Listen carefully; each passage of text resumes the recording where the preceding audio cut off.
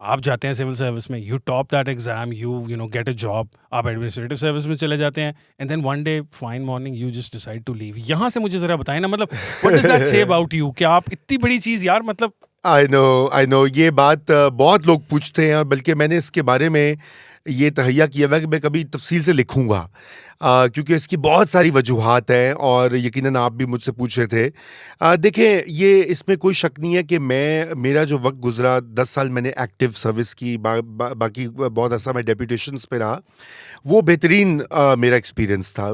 पाकिस्तान जैसे मुल्कों में, पाकिस्तान, हिंदुस्तान, बांग्लादेश में सिविल सर्विस से बेहतर करियर जो है वो नहीं होता, क्योंकि आपको जो हमारे माशरे की सही हकीकतें हैं, जो स्टेट जिस तरह काम करती है, पावर डायनामिक्स जो होते हैं, वो आपको सिविल सर्विस से ही मिलते हैं।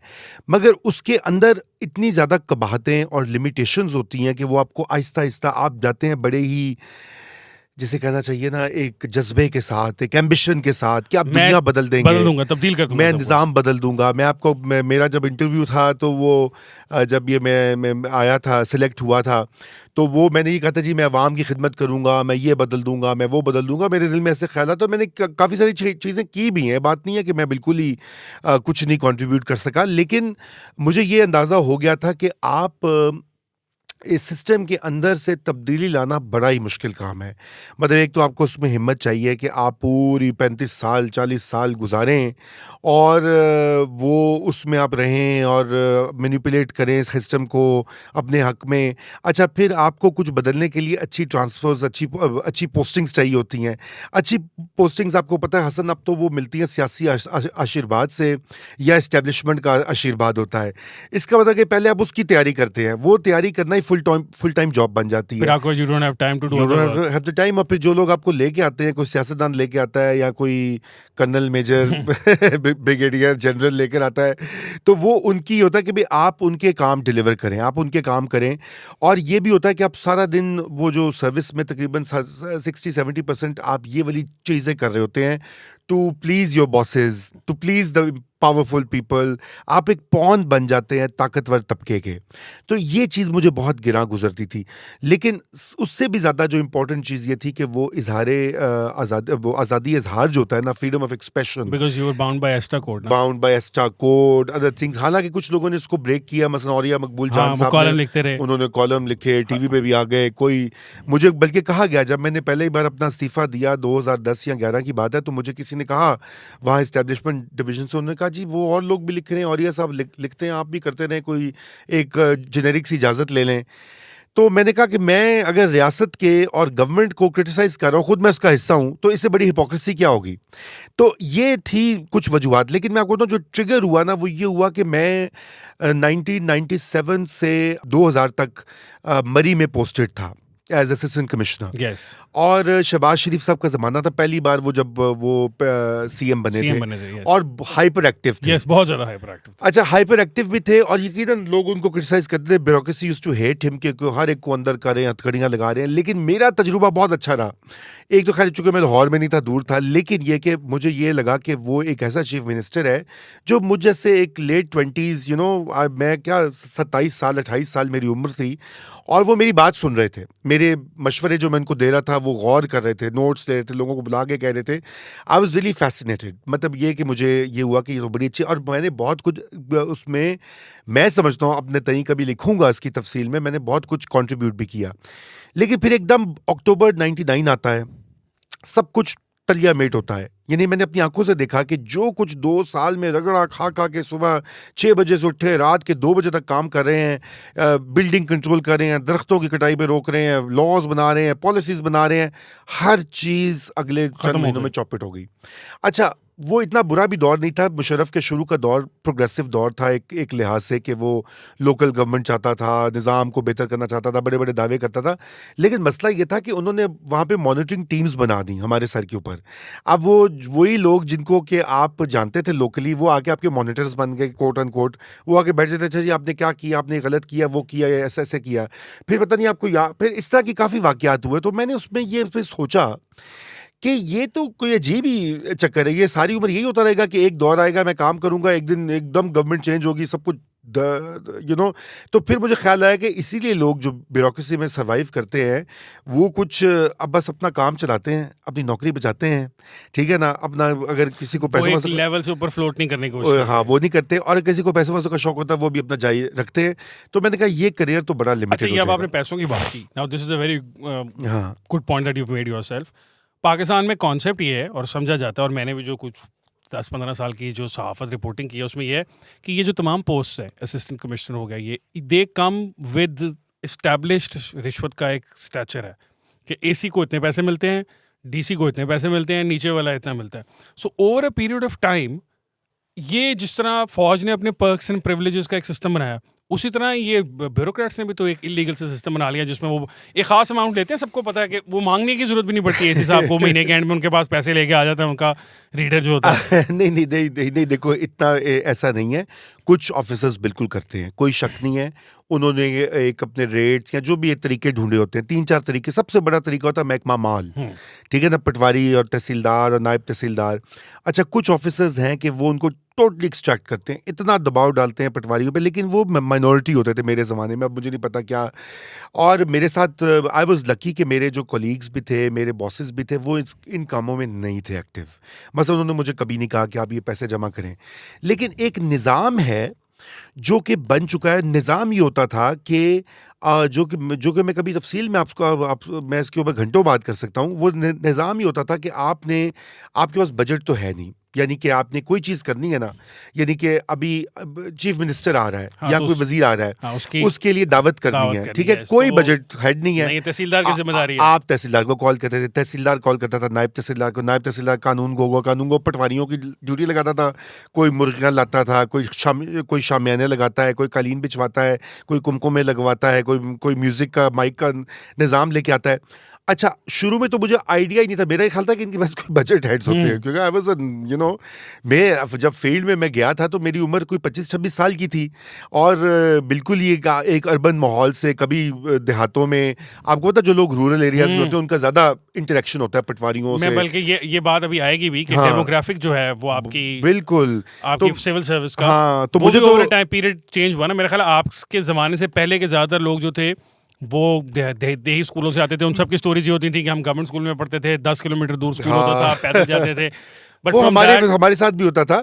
लेकिन देखिए, मैं आपको बताऊं कि हमारा एक खास ये ज्यादा अर्बन मिडिल क्लास के लोग जब आना शुरू हुए ना, वो चेंज हो गया ना, वो डेमोग्राफिक। डायनामिक बिल्कुल चेंज हुआ है। लेकिन देखिए, मुझे तो वैसे भी एकेडमी में मुझे कहते थे ये मम्मी डैडी है, मम्मी डैडी, ये मैं ठीक ये है ना, मुझे बर्गर भी कहते थे, जो आज हम ट्विटर पे कहते हैं ना किसी एक खास हल्के को, मुझे कहा गया है। बट देखे ना, जब कहा जाए तो फिर बंदे को मौका मिलता है वापस लौटाने का। Been there done that. तो मेरा तो स्किट्स बनाते थे कि मम्मी डैडी है, अंग्रेजी में बात करता है, अंग्रेजी भी बना के बोलता है, वगैरह वगैरह।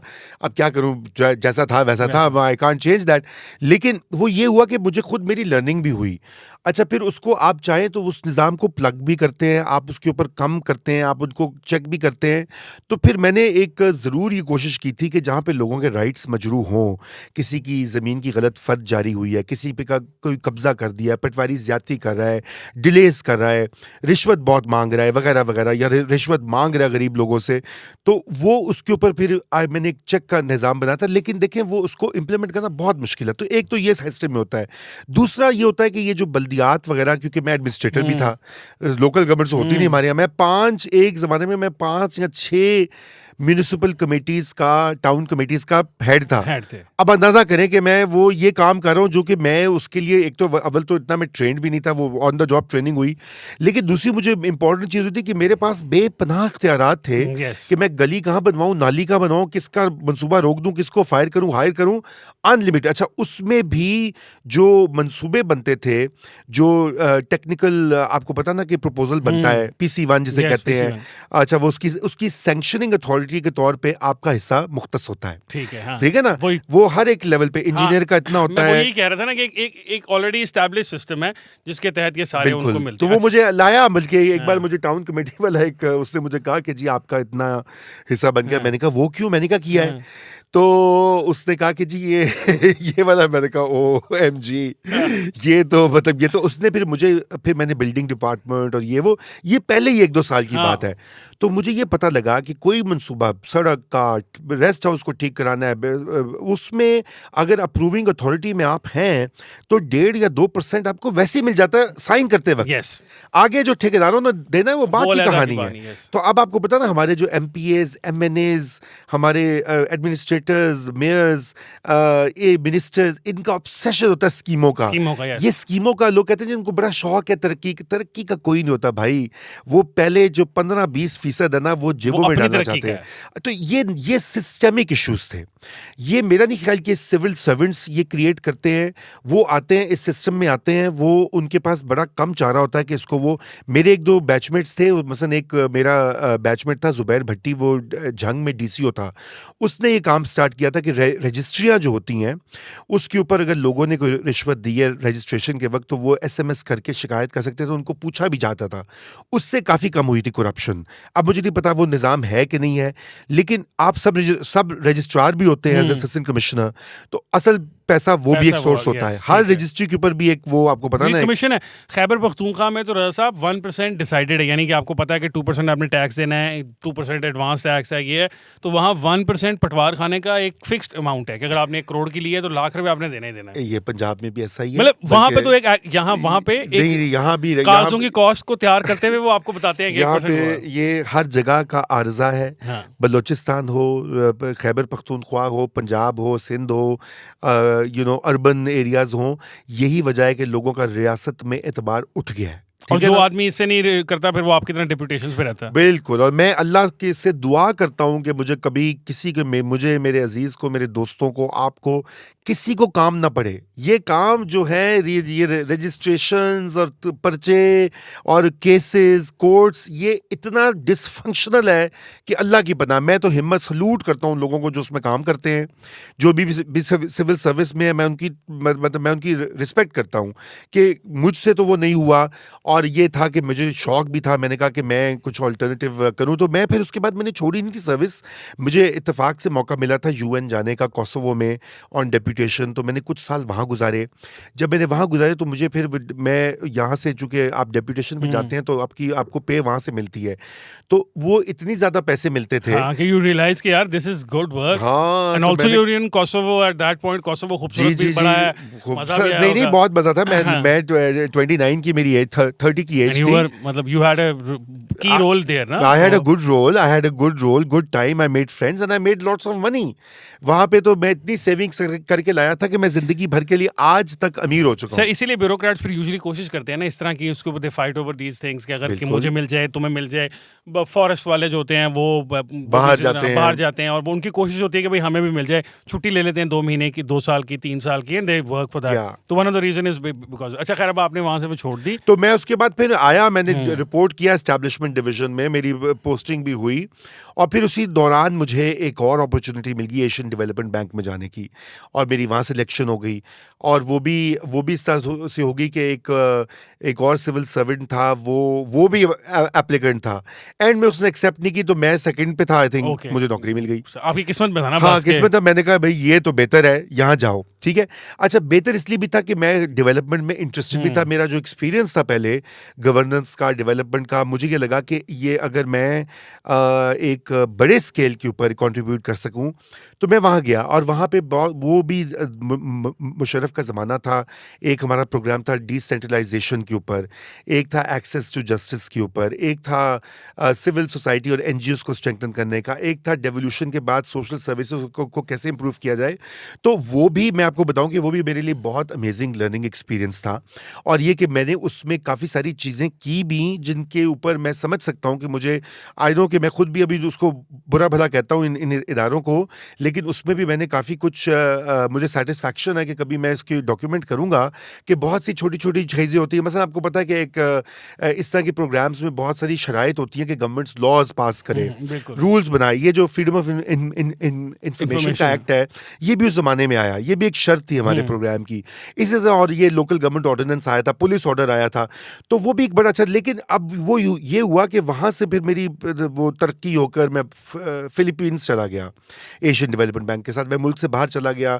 लेकिन फिर मैंने देखा कि यहाँ पे जनरल मुशर्रफ साहब ने एक एक जो काम स्टार्ट किया था खुद ही उसको रिवर्स रिवर्स किया, करना शुरू कर दिया। कुल्हाड़ियाँ ले लेके ना, लोकल गवर्नमेंट भी ख़त्म की, पुलिस ऑर्डर भी ख़त्म किया। जो इस्लाहात वो लाए थे जनरल मुशर्रफ, वो ताहयात प्रेसिडेंट बनने के लिए, उन्होंने सब कुछ उसको रिवर्स कर दिया। वो भी बड़ा डिसअपॉइंटिंग एक फेज़ था। बहरहाल उस वक्त मैं फिर इंटरनेशनल लेवल पे काम कर रहा था, मैंने काफ़ी साल वहाँ पे काम किया।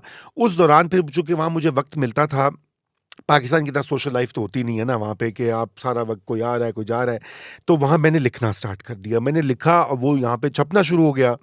पहले तो मैं सियासत पे नहीं लिखता था, मैं ज़्यादा गवर्नेंस बेस्ड और आर्ट्स जी आर्ट्स एंड कल्चर पे, हिस्ट्री पे, और आता था मैं छुट्टियों में, तो मैं आके यहाँ पर बहुत सारी चीज़ें जमा करता था, लोगों से मिलता था, डॉक्यूमेंट्स ये वो।